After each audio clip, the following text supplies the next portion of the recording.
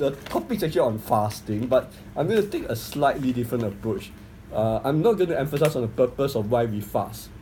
Okay, I'm just going to look at certain other elements of fasting that are not commonly shared among Christians, and I'll try and look at the certain practical aspects of fasting. Okay, but before that, I'd like to point out that fasting is not for everyone. If you're pregnant and you're breastfeeding, don't fast. Absolutely do not. It's very harmful for the baby, but there's nobody expecting here. The other one, if you're medical condition, don't fast also. You because certain medicine require you to have food, and even if they don't specify, sometimes it's actually assumed that you'll be taking food shortly. So if you're on medication, please check your doctor before you try any form of fasting. Okay. The third aspect of fasting is that if you're taking vitamins, certain vitamins require food. You need to really check, like coenzyme Q10, and you take even black garlic every day. Let's say, for instance, if you don't take certain types of food, you will react negatively. So you may have to stop your vitamins before you even attempt the fast. Let's say if you have to take vitamins every day because you have vitamin deficiency, then seriously speaking, don't start the fast without checking with the doctor. So these are some of the fasting is not for this group of people. Then there's a special situational fasting. Can somebody turn to Luke 5:33 to 35?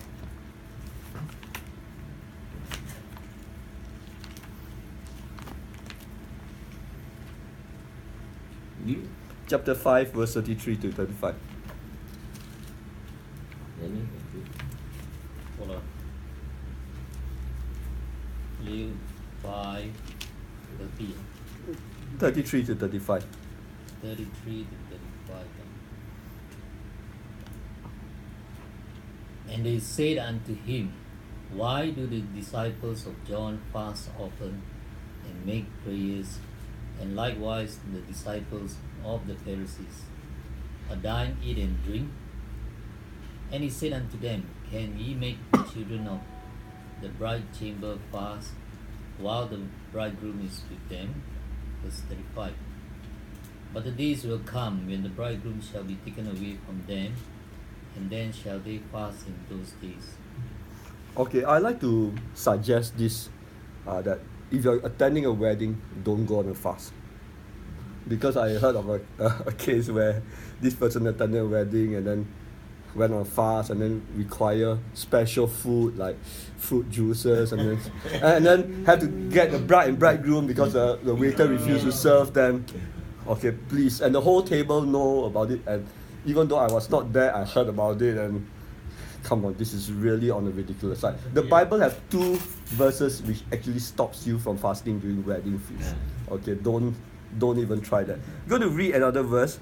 When you fast, do not look somber as the hypocrites do, for they disfigure their faces to show men that they are fasting. I tell you the truth, they have received their reward in full. So the purpose of fasting is not to tell everybody how spiritual you are, and not to tell the entire wedding banquet that you are so close to God that you will not even eat during your brother's wedding or something like that. Don't do that. It actually backfires as far as testimony goes. Okay, it's been done before, but please do not do that. Okay, the other aspect about fasting is, I don't know, maybe I'll look at the scriptures later, but just to let you know, there's individual fasting, which is what we all do, and there's corporate fasting. Like Joel 1:14, it talks about corporate fasting, and Jonah chapter 3, the entire city fasted.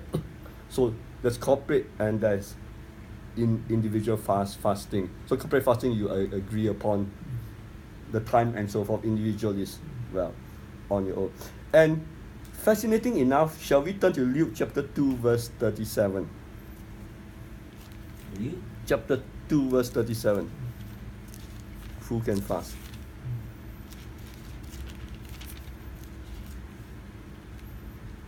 and then was a widow until she was 84. She never left the temple but worshipped night and day, fasting and praying. Okay. I could be wrong, but correct me, those who are biblically inclined. This is the oldest person mentioned in the New Testament that's fasting. I could be wrong. 84 years old. So how many of you are 84? Okay, so in this aspect, you can even fast until the age of 84, maybe even older. So you know, fasting is not just for the younger people, like who is young here, the young Daniel. Okay, you can Michelle even is youngest. Michelle is the youngest. Below 50. Cannot look. Wow. Can't look. Okay. Can look at you in summer. So you cannot say you are too old to fast unless you're above 84. Then You're all over 50. okay, yeah, I mean, He's very young. Yes. Praise the Lord. okay, you agree fasting is in the New Testament. Old Testament I didn't check, so anybody can find out. I know if there's another person older than 84, please let me know whether or not it's in the New Testament. But that's the oldest I can find. So fun isn't it? Fun fact. So it is for everyone. Okay, we're going to pass this out. You know, fasting is a practical thing. Is that it actually affects the body. Later I'll come to that.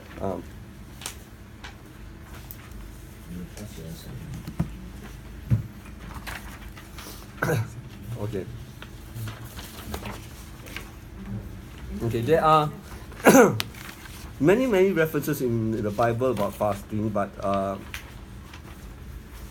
I didn't list all. But I'd like to point out that fasting have different duration. I think the shortest recorded is 25 hours. The longest is 40 days. Am I right? I could be wrong, but so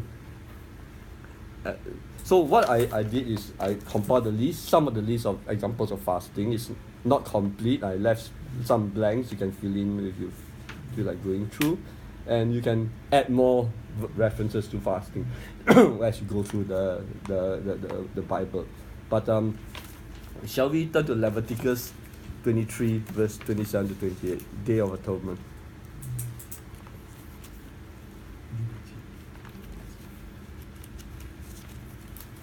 Can I get a volunteer to read?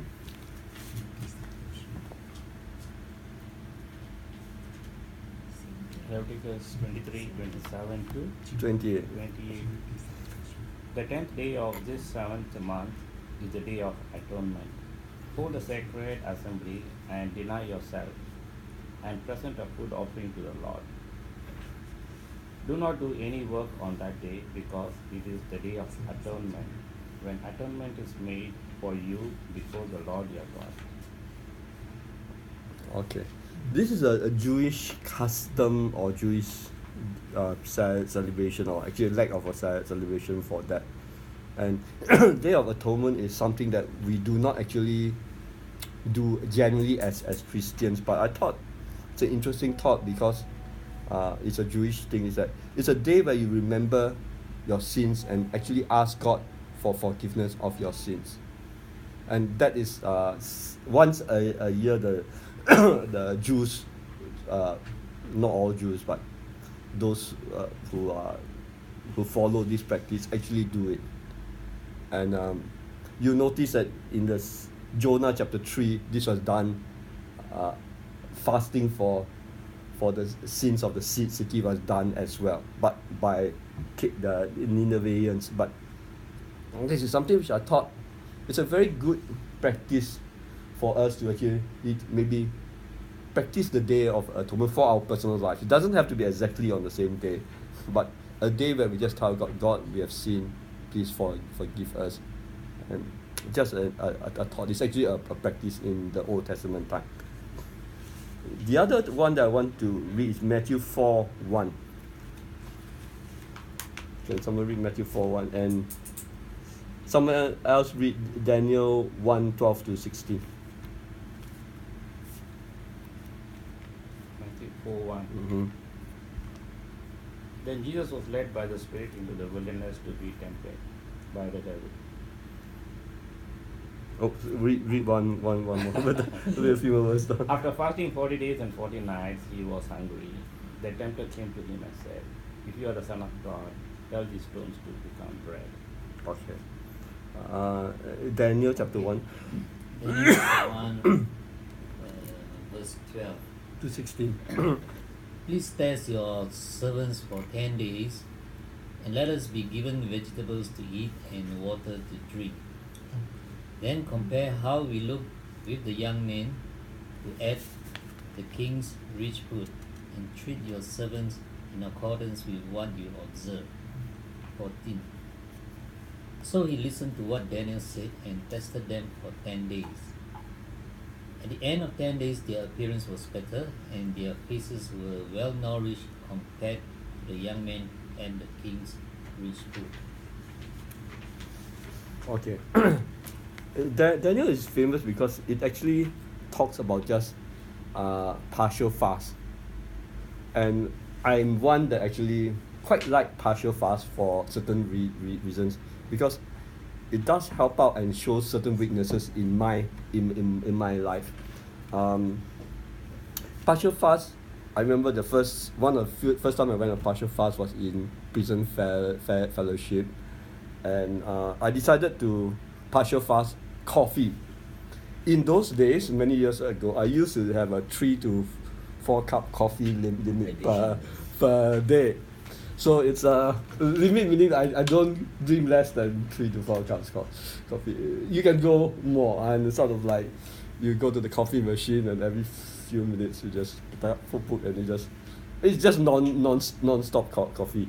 And so when I decided to go on the partial fast, and for some strange reason I stupidly choose coffee, it was a great suffering for me on 2 or 3 grounds. The first ground was that the moment I tried to stop, I found that I had sometimes a bit of a headache. You know what I mean, because coffee in my system suddenly is no longer there, and my body was reacting to a lack of caffeine, and it's actually quite bad. And my hands didn't tremble, but I was told that some people actually tremble when they stop drinking coffee, and it didn't really help. I always remember Pastor John Toh doing this to me. He put 3 cups of coffee in front of me. One was from Starbucks, and the other 2 was I don't know where. One was from the coffee shop, and the other one was from the coffee machine in front of PFS. And you're just, wow, I can tell you. And I keep pick out the coffee during the day, put down. Pick out during the day, put down. It's like, okay. But it is a good practice to fast on something that you actually have trouble giving up. It can be vegetables. There are certain PFS people that is ex-PFS pastors. They are pure vegetarian. So for them to go off the vegetables, for them go off meat is no problem. But I know one Christian who is on vegetarian, and he swapped to meat during the fasting period. I can tell you he gets so much trouble eating chicken. That's not even a joke. For me, it doesn't matter. I eat both, so it didn't really matter. But the coffee was what is difficult. Okay, let me ask you a question. What is the hardest thing to fast for a teenager? Computer game. Computer game? Handphone. I would say if you go to teenager, and especially my daughters, and you say, let's fast food. You know, my daughter's weight conscious, and so. Let's fast meat, or let's fast vegetable. I don't think it really have much of a bearing. But when you tell her, please do not touch the handphone for 40 days, or do not touch Wi-Fi for 40 days, or even for 10 days, it is murder.